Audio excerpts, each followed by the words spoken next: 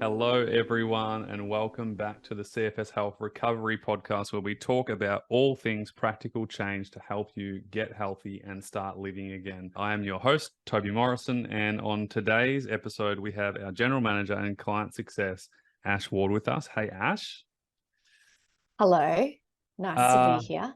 Every day we speak, but every week we think about what we're going to talk about for our upcoming podcast. And we've had a heck of a couple of podcasts. And if you haven't gone back and listened to it, you must go back and listen to our amazing Dr. Olivia Lessler. She is head of our medical integrative side of our program. She kind of gives all educational lessons on all the latest research, but really it's brain body science stuff that she teaches our members. And anything from gut health to sleep to nervous system stuff to vagus nerve stuff. There's trainings on everything basically, but it's all research backed. It's all science backed, and she's just a wealth of knowledge. So I would highly recommend, if you're new to this arena, if you've just been diagnosed with chronic fatigue syndrome, if you're unsure what the hell is going on with you, you must go and watch those episodes. I mean, one of the comments on YouTube was like, oh my God, I just learned so much in the last 30 minutes than I have in the last 12 months from any doctor that I've ever met, just off a free podcast. So go and check it out. There's heaps of episodes. I'm sure you'll find something that you are looking for. In today's episode, we're going to talk about probably the most important thing when it comes to your recovery. And we're going to talk about consistency over intensity. And it sounds really boring, to be honest, but stay with us because it's kind of sexy. We're going to make it sexy today. We're going to make it really helpful and practical for you, because I'm guessing that if you're doing this on your own right now, you're having a really hard time being consistent. And one of the things that you're probably really struggling with is accountability. You're going, if I was more accountable, if I could stick to this routine, things would change, but I just can't seem to make it stick. So we're going to talk about that. We're going to give you some practical tips on how to help you move through this. Before we do that, we want to share Win of the Week, which we do every single week in our podcast. And I'm going to get Ash to share, because Ash gets to speak to our members all the time. And obviously they send in emails and text messages. And so Ash, what's the Win of the Week this week? Well, we had a really good one yesterday, which we were talking about off air, weren't we, Toby? And so I had a text message from a mum. And some of you might know, we have people in our program from the age of 8. So we have children, teenagers, young adults in our program, as well as, right up to the age of 85. Grandmas, dads, business people, sports people, academics. The model works for everyone. And unfortunately, chronic fatigue syndrome does affect different people at different times as well, Yeah. So we have a couple of children in our program who, of course, their parents are doing the program on their behalf with their children, depending on their age, of course. And so, we have a few children in our program at the moment with their beautiful parents. And I received a text message from a mum yesterday saying, "Thank you so much. We have our boy back." And what I said to her, we exchanged some messages backwards and forwards, just in terms of how much it's changed their life as well. Not only this little boy's life, but the parents, his siblings, his friends at school, how their family now operates as a family unit.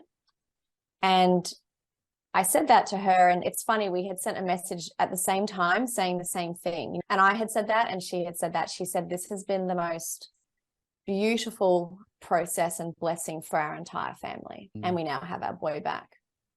If you're not watching this on YouTube, I'm crying right now and I've got tears in my eyes. And I mean, this is why CFS Health started, because of this reason, because it's so isolating and so overwhelming, for the parents. And I just know the fact that poor mum would have been searching for years, and just like going from doctor to doctor, just not feeling any hope whatsoever. And that poor kid, and there's not just one of them, there's like thousands of kids around the world right now who are literally doing that. And they're just like waking up and just thinking, how am I going to get better? Or am I even going to get better?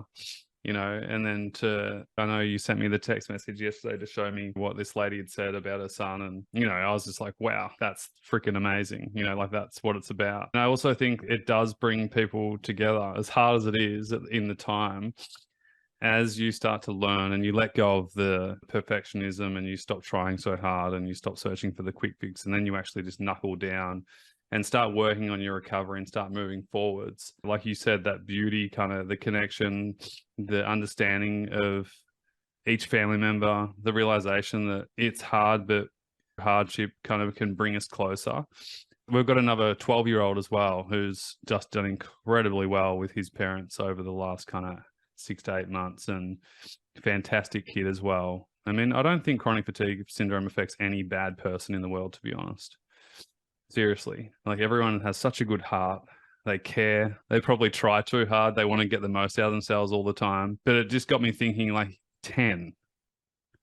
Can you imagine what this kid's going to do when he's 20 and 30 and 40? And just that experience as a 10-year-old in the classroom, the kid's going to feel like 70 sometimes in terms of wisdom, because he's just literally been through so much in such a short period of time at a young age, that he'll have so much understanding about, human nature, psychology, the body, awareness of self.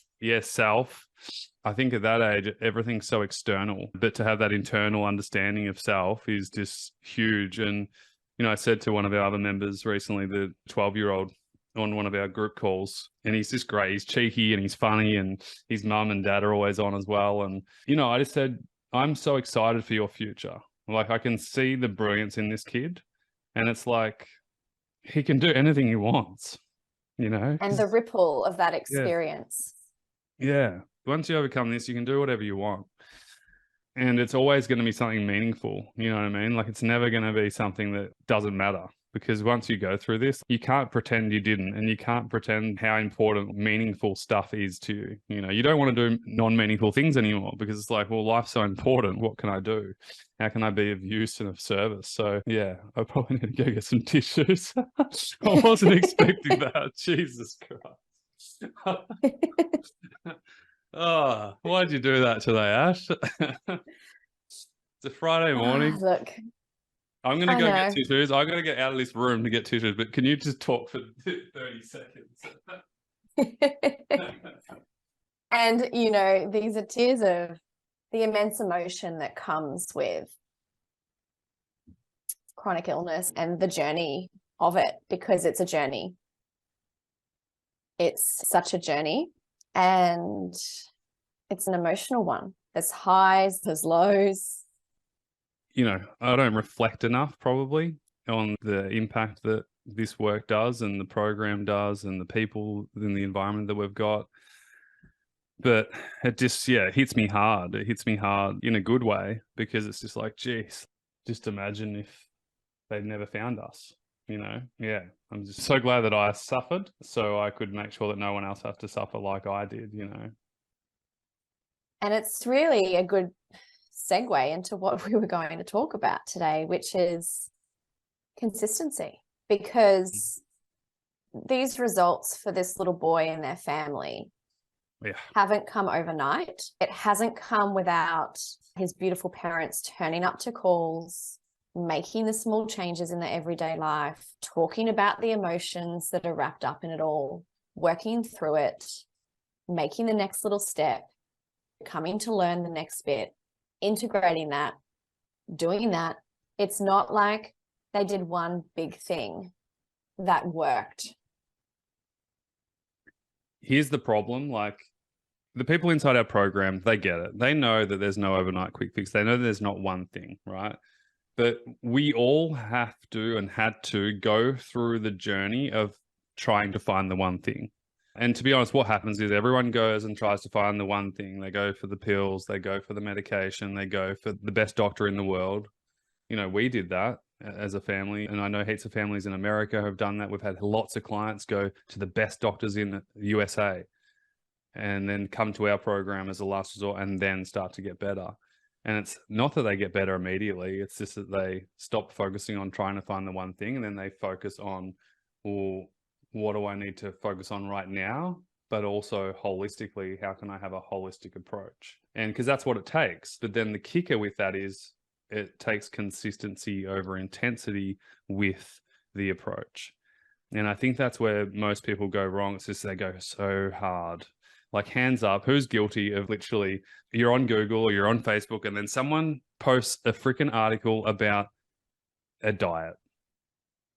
It's the keto diet, or it's the fasting diet, it's the intermittent fasting diet, and it's the answer. It's like, holy shit, this is the holy grail. This is going to fix all my problems. So what I'm going to do, I'm going to forget about everything else in my life, and I'm going to drastically change my normal nutrition plan to then something so hardcore and go so deep and so hard at it, especially with chronic fatigue syndrome. I want to talk to adaptation, because your body cannot adapt like a normal healthy body can right now. It's already compromised. And so this is why consistency over intensity is so important. Yeah, for some people, keto diet, carnivore diet, paleo, fasting, all that as a healthy person is totally fine and sometimes can be life-changing. But for someone who is going through chronic fatigue syndrome when your immune system is already compromised, it's like a massive shock to your body. And it simply physiologically can't adapt to that stressor. We've all done it. You know, I feel like anyone who's been through this has done it, and even healthy people do it as well. You know, it's like you're just kind of going from one shiny object to the next. And then after 6 weeks, you're exhausted. You feel even worse. You're confused because you thought that was what was going to fix the issue. And then you're pissed off. You're in the pit. You're even more frustrated. You're more angry. You're feeling more despair.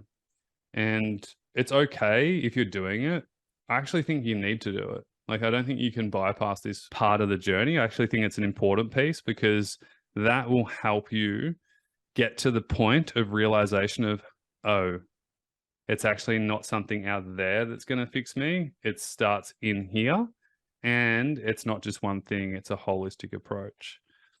It actually reminds me of when I was in that journey, and at that stage, we still didn't know if it was possible to even get better from chronic fatigue syndrome. You know, we'd been told on the internet that you can't get better. There's no cure. There's no pill that you can take and you can get better, which is what we thought we would find.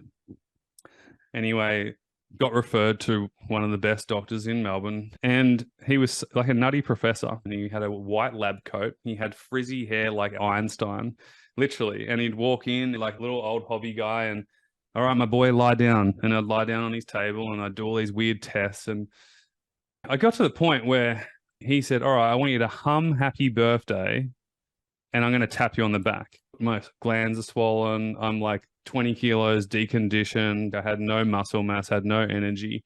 And I'm just praying to God that this is going to fix me. This weird technique that maybe this is it. Like, maybe after this, I'm just going to feel amazing and, you know, go for a run. And and he just kept tapping up and down my back, up and down my back. And then it was about 5 minutes. And he'd bring out these like kind of potions and things, and I'd drink them. And then after like the 20th session, he goes, okay, my boy, you're done. You don't have chronic fatigue syndrome anymore. And I thought, wow, I don't feel like I don't have it. I'd improved a little bit, but nothing noticeable. Not like our clients see over 6 months, you know, they look back and they tangibly can see change. And I said, so what do I do now? And I said, can I run? Because I hadn't ran in almost 4 years, and that's all I wanted to do was just go for a run. And he said, yeah, my boy, you can go for a run. And you know what I did? As soon as I got out of that thing, I went straight across the road. There was an oval. And I was like, oh, I'm freaking running now. Like, I'm not going to wait. You know, if I'm already better, you know, I'm just going to do it. Anyway, I went for a run. I put some brand new shoes on and I tied them up and I started jogging. And it felt so foreign and like a different language, basically. And I ran about 5 minutes total. And I literally collapsed on the side of the runway from just total exhaustion. And I remember coming home because I just believed that maybe I am better. Maybe he did do something that fixed me and it was a miracle. That's kind of where I was at in my life at that time in my recovery. And of course, I had a setback because I pushed myself too far. My body couldn't adapt with that amount of load physiologically. And I went into a setback. And I remember it was the best thing that ever happened to me, because that moment when I got home and I was feeling like total shit, I finally had the epiphany of, oh, even though he said I was better, I'm actually not better. And I can't rely on anyone else but me to get better, because I have put all my responsibility on everybody else and not myself. I was expecting someone else to fix me. And it was such a pivotal changing point for me, because the next day I woke up and I was like, well, what can I do to help myself today? What can I do to help myself today? What can I do in this moment to help myself today? And it was everything. It was nutrition. It was routine. It wasn't pushing myself, but it wasn't not doing anything. It wasn't going for a run, even though I wasn't ready. It was going for a walk first and just building up slowly and appropriately. Everything we teach in the program, basically. But back then it was trial and error. And it was amazing, because 4 weeks into it, I actually started to progress. It wasn't a miracle. I didn't have to hum happy birthday with someone tapping on my back. I didn't have to take a magic pill. I was genuinely physiologically adapting and progressing. And of course, it was a long journey. That was just the start, but it was a start. And that's when it really clicked for me that, okay, it's not what someone's going to do for me within an hour of seeing them. It's what I do within the 24 hours that I've got control of every single day. Because it was just obscene to me that for so long I was like, I'm just going to see this person and that 1 hour is going to change my entire life. Yet I wasn't doing anything with the 24 hours that I had. And then the game flipped on its head. And then it was like, all right, well, I've got 24 hours in every single day. Shout out to Craig Harper, my first mentor, because that's what he preached. He was like, well, what are you doing in your 24 hours? Because we've all got the same amount of time, but what are you doing with it? Because this person over here's got really good results, but they might be doing something different in their 24 hours. And it was almost like I took life by the horns, basically, and recovery by the horns. And started to work on my mindset, started to work on my sleep, my nutrition, my restorative movement, reconditioning. But it was kind of perfect in a way. It was just like a perfect recipe for improving my health. And of course, I got support and mentorship along the way. That was vital. But ultimately, it came down to what I did every single day versus me seeing somebody to fix my problems. It's really that fork in the road, isn't it? Like you said, you had an epiphany at that moment and it somewhat changes the direction. You know, you might have been walking this particular path of, like you said, you hadn't yet taken responsibility yourself or hadn't yet asked those sorts of internal questions about what can I actually do here? And that moment, so important to have gone through all those things, to have gone to see that doctor, to have invested whatever it was, to run around the field, to collapse on the side, to go home and be like, oh my gosh, what can I do? And it sort of creates this slightly different parallel path. Well said. Yeah, it's literally that. I feel like everyone has to go through it. And we see our members go through it, actually. Some people are still kind of not at the fork of the road, but they know this stuff makes sense. Yeah, of course, having a baseline makes sense. Of course, sleeping better, eating better, fueling your body better, getting your blood sugar levels better, getting your mindset right. That all makes sense, but they're still not in that full self-responsibility mode. And we see it click. And it's a beautiful thing when it clicks, and it can take time. It's not something you just can click your fingers overnight. And you can't fast track it. Sometimes it can when you're surrounded by people and mentors and teachings and learnings, of course, but it's such a, like we said at the start, it's such a journey too. Yeah. I say to everyone, it's not really about recovery. It's like a self-evolution. It's helping you with life as well. But yeah, you know, if you're there right now, don't beat yourself up.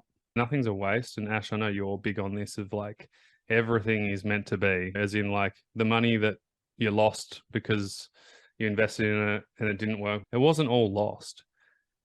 It was just lots of learnings too. And it was like, that was a great investment, because then that helped me, you know, I basically got the best thing that you could never buy, which was self-responsibility. You know what I mean? You have to pay the price yourself personally to get that. And it was freaking amazing and so empowering. I think some people get really scared of self-responsibility because it's like, I don't want that responsibility. But we can reframe that and look at it as like, well, how amazing. I get to choose what I do in my 24 hours versus there's nothing I can do, which is total bullshit. There are things you can do.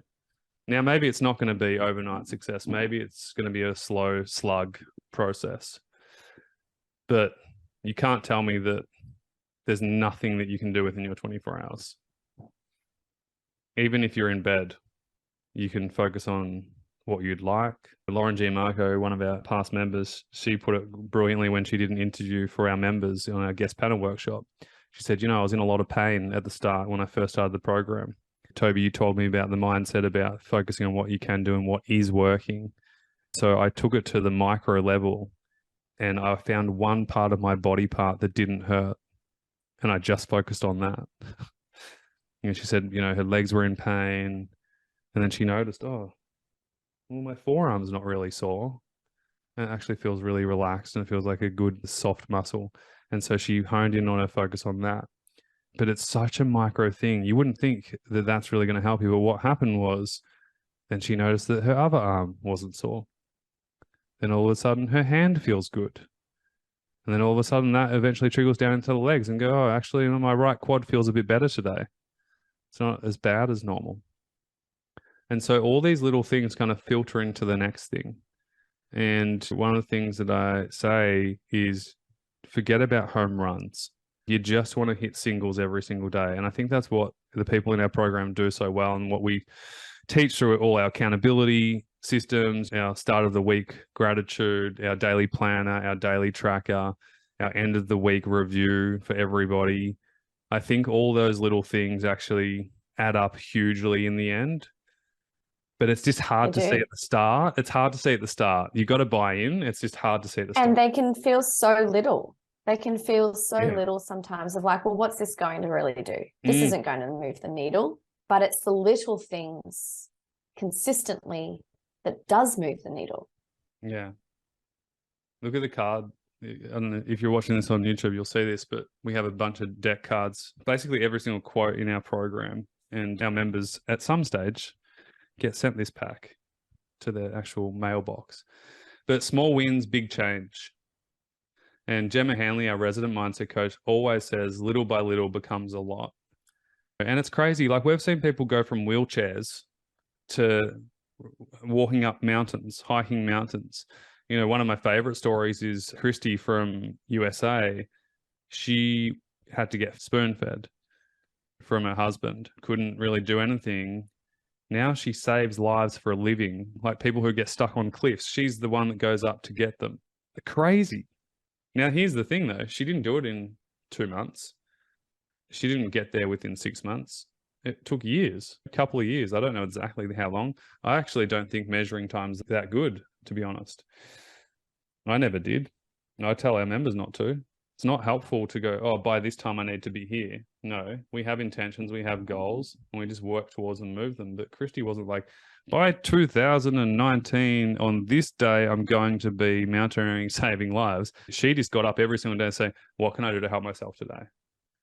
What can I do to help myself today? And that will just expand over time, What are some key takeaways that we've spoken about today, Ash, as we wrap up? Apart from me crying for...